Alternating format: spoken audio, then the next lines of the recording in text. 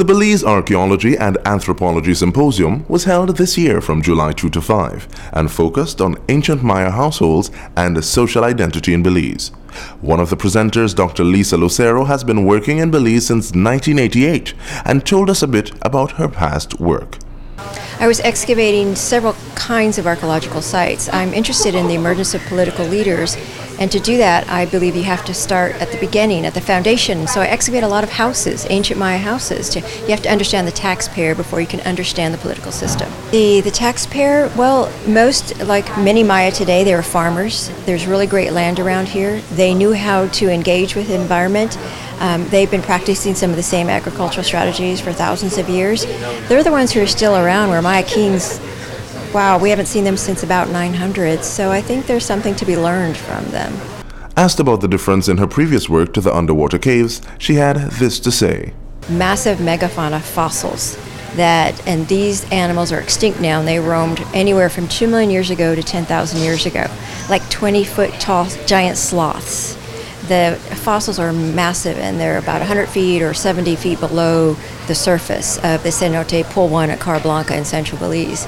Also finding lots of interesting calcium carbonate or limestone, which everyone is familiar with, but it's underwater. It forms in a totally different form that the Maya extracted to build a water temple at the edge, which we're excavating now, to tie into the underwater explorations. The water temple is very unique because it's at this cenote that's over 200 feet deep.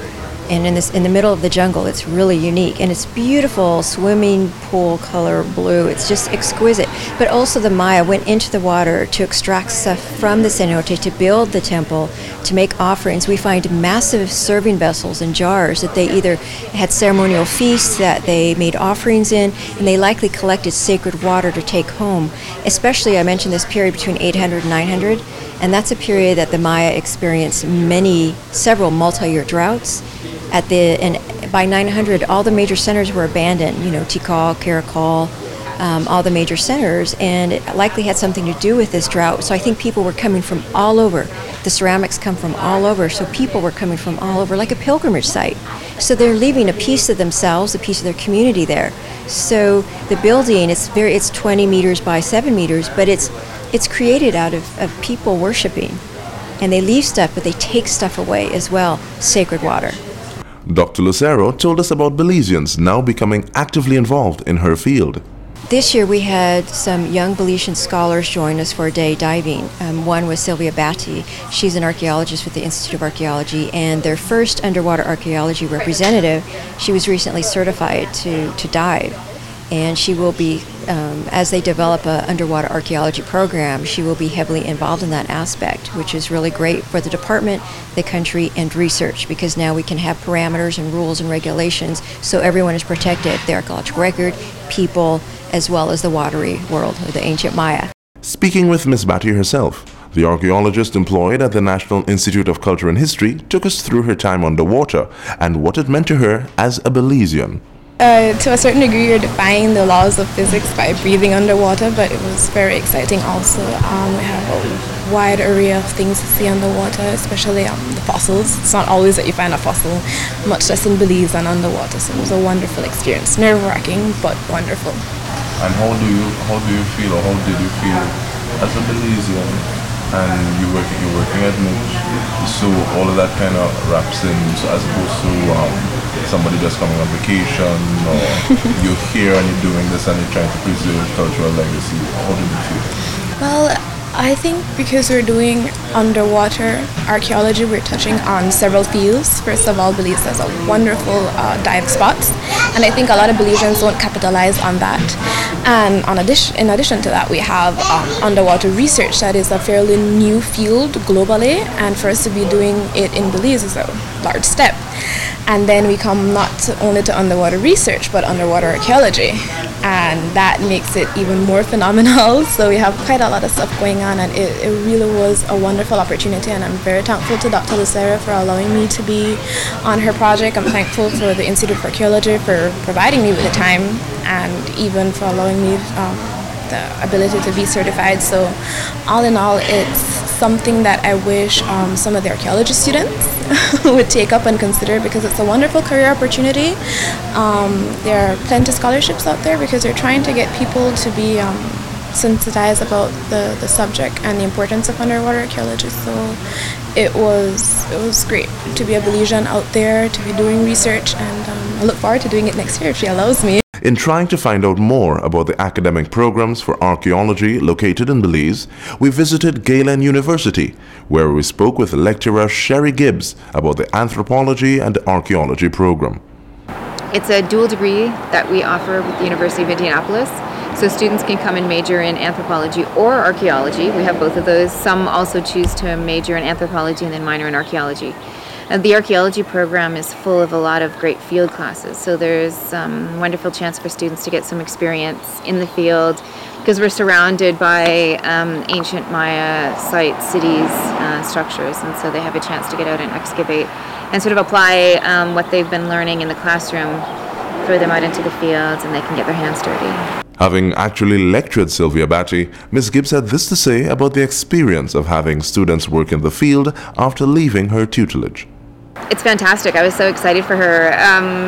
She's doing so great, and what's really been nice is that most of our students, except for maybe one or two, but I know they're going to be doing great things as well, have been able to get jobs right afterwards. And a couple of them have been actually placed with the Institute of Archaeology, Josue Ramos and Sylvia. And I'm so excited for Sylvia that she's embarking on this new area of archaeology, and it's new for Belize as well, having access to the underwater component. So it's going to be really great for the country.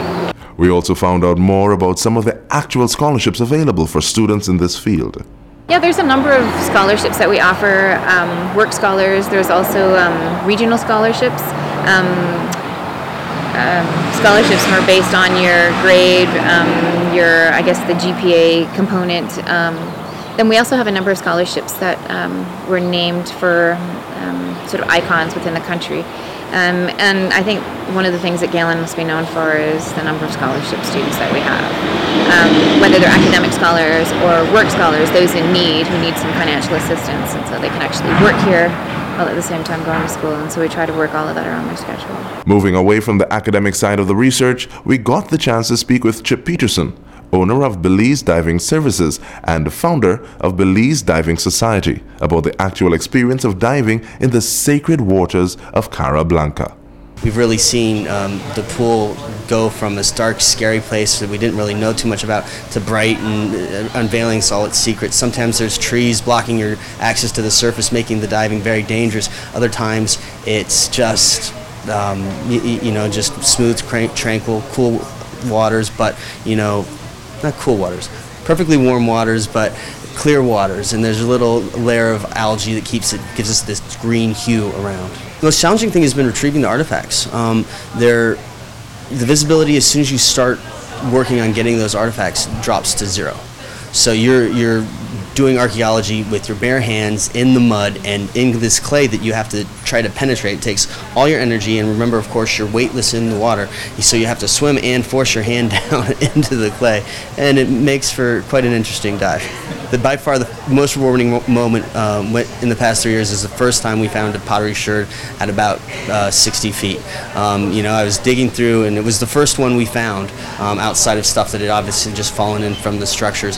I'm sitting there and feeling my way around, digging, eyes closed because I can't see anything anyway, and then I find something that is distinctly curved and distinctly flat and distinctly man-made, and I sat there and I screamed in my regulator underwater and almost bolted directly to the surface, but I said, no, I'm going to keep on working here for another 20 minutes at least until my air runs out, and then I'll go up and share the good news with Lisa.